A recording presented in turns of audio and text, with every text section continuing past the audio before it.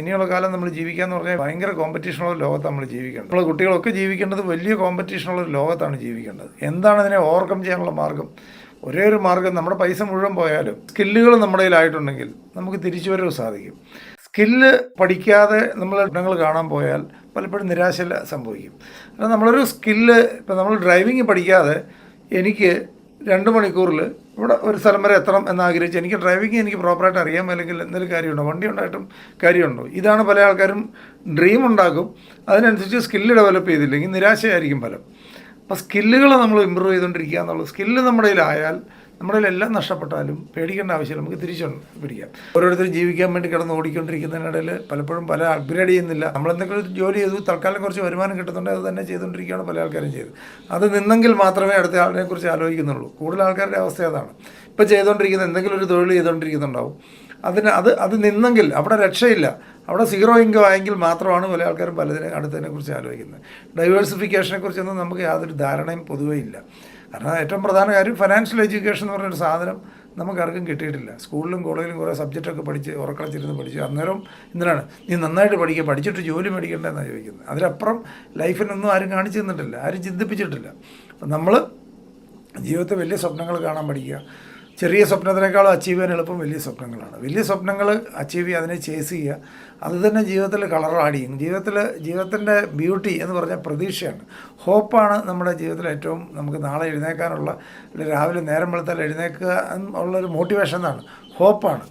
അപ്പോൾ ആ ഹോപ്പ് ഉണ്ടാകുക എന്നുള്ളതാണ് ഏറ്റവും പ്രധാനപ്പെട്ട ഒരു കാര്യം. ഹോപ്പ് നഷ്ടപ്പെടുന്നതാണ് ഈ ഫ്രസ്ട്രേഷന് കാര്യം. നമ്മൾ റോഡിലൊക്കെ ഇറങ്ങുമ്പോഴും ആൾക്കാർ ചുമ്മാ അങ്ങോട്ടും ഇങ്ങോട്ടും ചീത്ത വിളിക്കുക. നമ്മൾ മാന്യന്മാരാണെന്ന് വിചാരിക്കുന്ന ആൾക്കാരൊക്കെ പോലും ചിലപ്പോൾ വണ്ടിയൊക്കെ ഡ്രൈവ് ചെയ്യുന്ന കാണാൻ പറ്റില്ല, ചുമ്മാ ചീത്ത വിളി. ഒരാൾ തന്തയ്ക്ക് വിളിക്കുക, ഒരാൾ തള്ളയ്ക്ക് വിളിക്കുന്നു. നമ്മൾ വളരെ മാന്യന്മാരാണെന്ന് വിശ്വസിച്ചുകൊണ്ടിരിക്കുന്ന ആൾക്കാരും. എന്തുകൊണ്ടാണ് ഇതൊക്കെ? ഹോപ്പ് നഷ്ടപ്പെടുന്ന, ഫ്രസ്ട്രേഷനിൽ നിന്നുണ്ടാകുന്ന ഇതെല്ലാം. ആരോടൊന്നും അറിയാമല്ലോ, എല്ലാവരോടും ദേഷ്യം. ഇങ്ങനെയൊക്കെ ഒത്തിരി ആൾക്കാർ നടപ്പില്ലേ? കാണുന്നവരോടെല്ലാം ദേഷ്യമാണ്. ആൾക്കാരെന്ന് പറഞ്ഞാൽ ദേഷ്യമാണ്. ഇങ്ങനെ നടക്കുന്ന ആൾക്കാരെ നിങ്ങൾ കണ്ടിട്ടില്ലേ?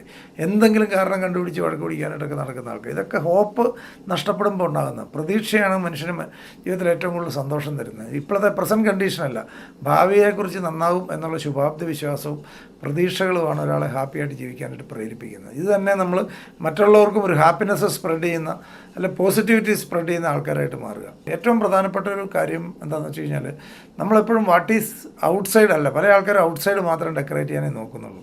അതായത് നമ്മളൊരു ഉദാഹരണം പറയുകയാണെങ്കിൽ, ഒരു കൊച്ചുകുട്ടി ഒരു ബലൂൺ വാങ്ങാനായിട്ട് ഒരു കടയിൽ ചെല്ലുന്നു. ആ കൊച്ചുകുട്ടി വളരെ ഇന്നസെൻ്റായിട്ട് ബലൂൺ കച്ചവടക്കാരനോട് ചോദിക്കുന്നത്, നിങ്ങൾ എപ്പോഴും ഇത് കണ്ടുകൊണ്ടിരിക്കാമല്ലോ, വലിയ ഭാഗ്യമാണ്, ഇതിനകത്ത് ഏതൊക്കെ കളറുകളുണ്ട്, ഇതൊക്കെ ചോദിച്ചു.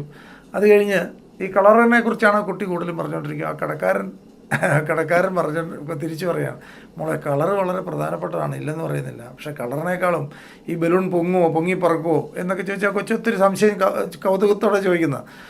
അപ്പോൾ അദ്ദേഹം പറഞ്ഞു കൊടുത്തത് എന്താണെന്ന് വെച്ച് കഴിഞ്ഞാൽ, ഈ ബലൂണിൻ്റെ കാണാനുള്ള ഭംഗിയൊക്കെ നല്ലതാണ്, പക്ഷേ ഇത് പൊങ്ങിപ്പറക്കുന്നത്, ഇതിനകത്ത് എന്ത് ഗ്യാസ് നിറയ്ക്കുന്നത് ഫില്ല് ചെയ്യുന്നത് അതിനനുസരിച്ച് ഇത് പൊങ്ങിപ്പറക്കുള്ളൂ.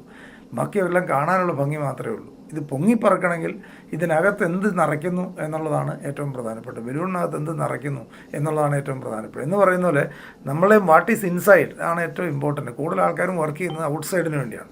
കൂടുതൽ ആൾക്കാരും പുറം വൃത്തിയാക്കാൻ വേണ്ടിയാണ് കോൺസെൻട്രേറ്റ് ചെയ്യുന്നത്. നമ്മൾ അകം ആണ്, നമ്മൾ ആറ്റിറ്റ്യൂഡാണ് ഏറ്റവും ഇമ്പോർട്ടൻ്റ് എന്ന് പറയല്ലേ. അകത്ത് എന്ത് ഫില്ല് ചെയ്യുന്നു എന്നുള്ളതാണ് നമ്മൾ പൊങ്ങിപ്പറക്കാനുള്ള ഏറ്റവും പ്രധാനപ്പെട്ട കാര്യം.